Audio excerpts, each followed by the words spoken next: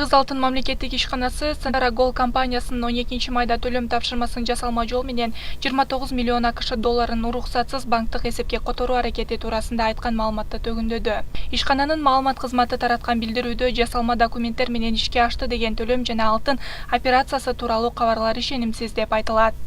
Центара Gold компаниясынын 2021 жылдын 12 майындагы төлөм документтерин жана алтын бүтүмдөрүнө байланыштуу келишимдерди бурмалоодо деген айыптоосу абдан таң калыштуу болууда. Анткени Кыргыз Алтын ачык акционердик коом так ушул күнү жана кийинки күндөрү дагы эч кандай каржылык операцияларды жүргүзгөн эмес. Ошондой эле Кыргыз Алтын ар дайым мыйзамга баш ийген жана ишкердик кадыр баркына ээ белгилүү акционердик коом компания болгондуктан жасалма төлөм документтерин эч убакта жасабайт.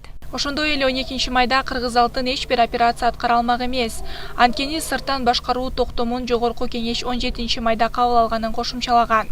Буга чейин канадалык компания Кыргыз Алтын документтерди жасалмалуу жол менен уруксат берилбеген эсепке миллиондогон долларларды которууга аракет кылганын айтып чыккан. Белгилей кетсек, 7 майда Бишкектин Октябрь райондук соту Кумтөр Gold Кыргызстандын экология мыйзамдарын бузганы үчүн мамлекетке 261 миллиард 719 миллион 674 миң сом кенемте төлөп берүүгө милдеттендирилген. Центара Gold ишканасы коюлган айыпты негизсиз деп, сырттан башкаруу киргизүү жөнүндө мыйзам 2009 жылдагы макулдашууга туура келерин, компания мыйзамдарды бузбаганын айтып чыккан.